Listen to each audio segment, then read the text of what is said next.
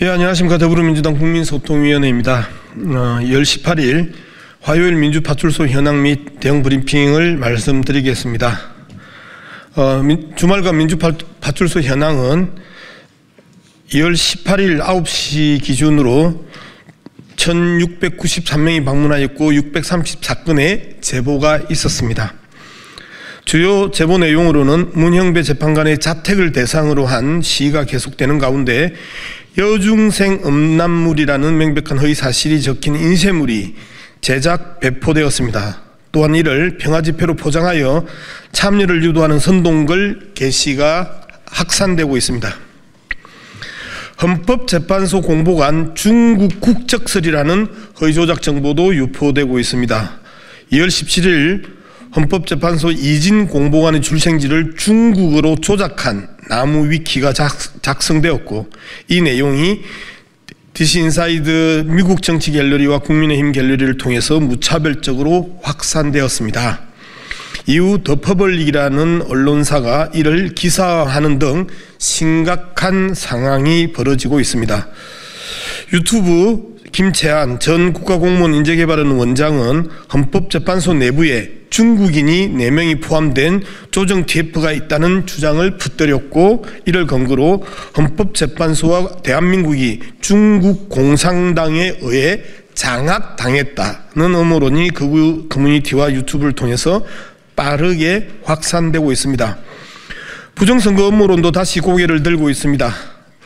민주당과 중국이 윤석열 대통령 암살을 준비 중이다는 황당한 내용의 허위조작 정보가 극우 커뮤니티에서 게시되며 과거 부정선거 프레임이 재활성화되고 있는 것입니다. 이러한 허위조작 정보의 생산과 유포는 더 이상 개인적인 일탈이 아닙니다. 국민의힘 지도부가 헌법재판소를 흔들고 특정 재판관에 대한 허위 사실을 유포하는 과정에서 극우 커뮤니티 유튜브들이 이를 받아 정폭시키고 일부 언론까지 이를 보도하면서 허위조작 정보 공생 시스템이 본격적으로 가동되고 있는 것입니다.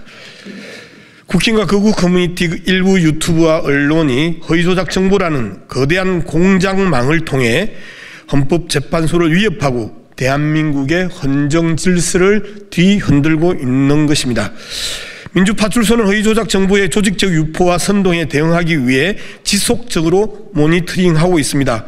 그 결과 지난주에만 내용과 무관한 자극적인 썸네일로 악의적인 허위조작 정보를 유포하던 유튜브 좀비 채널 23개를 폐쇄시키는 성과를 거두기도 했습니다.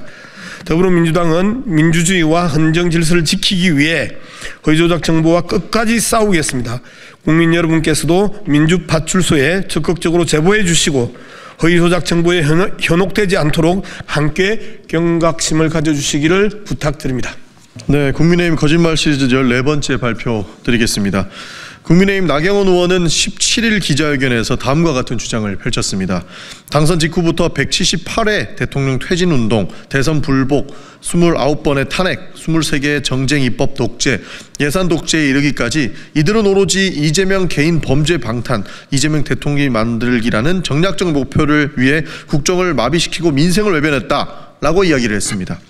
그러나 아무리 돌이켜보아도 더불어민주당이 178회나 대통령 퇴진운동을 한 기억이 없습니다. 윤석열 대통령이 실정이 아무리 심각하다 하더라도 민주당의 5일에 한 번꼴로 퇴진운동을 벌였다는 주장은 터무니없는 왜곡입니다.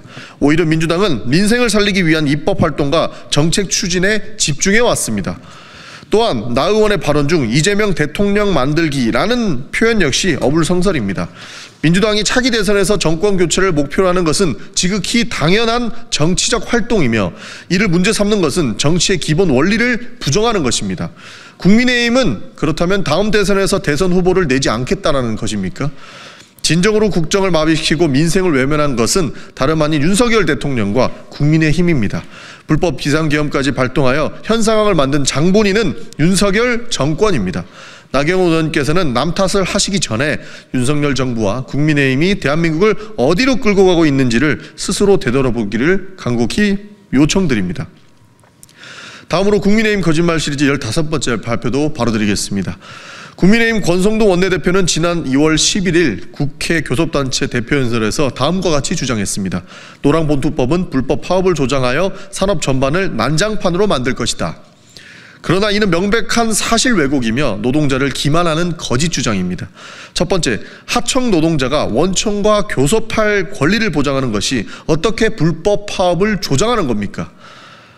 이에 대한 근거는 어디에도 없습니다. 일어나지 않은 일을 마치 기정사실인 것처럼 말하는 것은 본질을 흐리는 궤변에 불과합니다. 둘째, 노란봉투법은 불법 파업을 조장하는 법이 아니라 오히려 불필요한 파업을 막기 위해서 최소한의 안전장치를 만드는 것입니다. 재벌 대기업들이 하청과 위장고용을 통해 노동 문제의 책임을 회피하는 현실에서 노동자들에게 정당한 교섭권을 보장하는 것은 반드시 필요한 조치입니다. 현재 대한민국은 OECD 국가 중 산업재해 사망률이 최상위권에 속하며 매년 900여 명의 노동자가 산업재해로 목숨을 잃고 있습니다.